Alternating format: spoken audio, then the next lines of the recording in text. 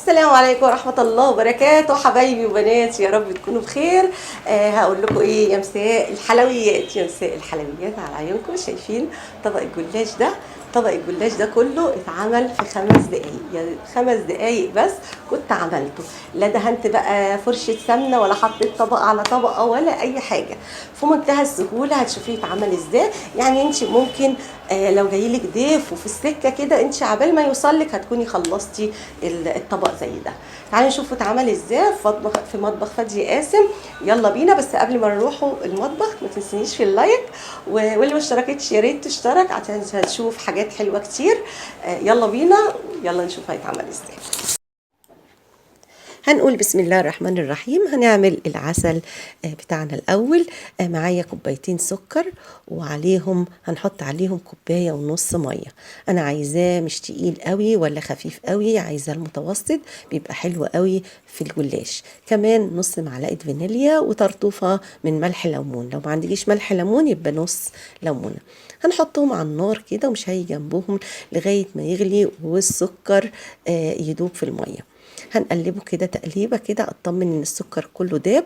وبعد الغليان نبدأ نعد 7 دقايق كده، 7 دقايق مش اكتر ولا اقل. هتبصي تلاقي العسل بقى عندك مظبوط وقوامه مظبوط جدا للجلاش. شايفين زي ما انتم شايفين كده قوامه. هنشيله من على النار، نحطه بقى يبرد عبال ما نعمل الجلاش بتاعنا.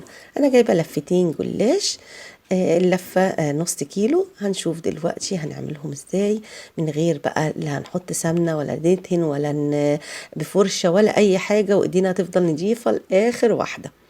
انا جايبه ورق الجلاش كله، هنقطعه نصين كده بالشكل ده. هنقطعه نصين وهنمسك ورقة ورقة نلفها على صوابعي.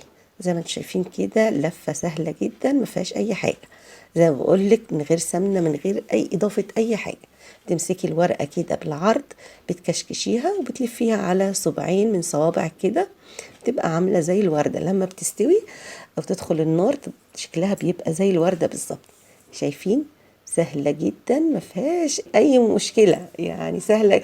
الطفلة تعرف تعملها، لو طفلة صغيرة هتعرف تعملها. تلفيها كده على الصباعين كده وتحطيهم على جنب، وتحاولي الحتة المفتوحة اخر جنب مفتوح تزنقيه جنب اختها، تزنقي الواحدة جنب اختها عشان ما تفتحش منك لما تيجي تسويها. شايفة انا بلزقهم جنب بعضيهم كده علشان ما يتفتحوش مني. واحدة واحدة كده لغاية ما تبصي تلاقي اتعمل معاكي كمية حلوة كده ومليتي الصاج. شايفة؟ كله بيبقى مقاس واحد. ملينا الصاج، هنجيب السمنة بتاعتنا بقى تكوني مسيحاها كويس، وبالفرشة كده من على الوش كده. مش هتاخد كمان سمنة كتير. تحطي من على الوش كده، ولا بتدهني بقى الصاج ولا تعملي اي حاجة. السمنة اللي هتدهنيها من فوق هتنزل من تحت وهتبقى تمام التمام. كله هيبقى مقرمش، كله هيشرب من السمنة اللي انت هتحطيها بالفرشة.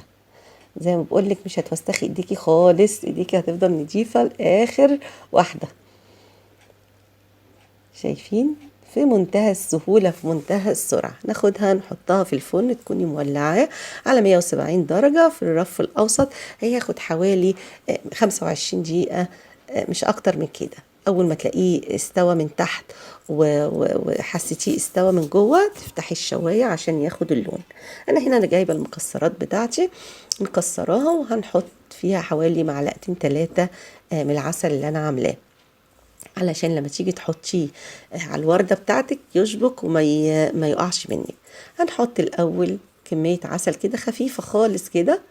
شايفين؟ كمية خفيفة جدا، لأن هنحط عسل برضو فوق المكسرات. بعد ما احط المكسرات هنضيف برضو عسل علشان يشبك زي ما بقول لكم في الوردة بتاعتي. بعد ما حطيت له العسل هنضيف بقى المكسرات كده بالمعلقة كده او بايديكي. هتحطي جوه، هتبصي تلاقيها مقفولة وشكلها جميل جدا. بقولك شكلها بيطلع زي الوردة، وانتي بتعمليها مش هتصدقي انها بعد ما تتخبز بتبقى بالشكل ده. هتحطي بقى المكسرات بتاعتك. دينا المكسرات كلها زي ما بقولك. هنضيف برضو سرسوب كده من العسل، سرسوب عليها من العسل منها تلمع. تبصي تلاقيها بتلمع معاكي وفي نفس الوقت بتشبك في الوردة اللي انتي عاملاها. هنحط العسل في كله. كمان عايزة، شايفين شكلها لذيذ ازاي؟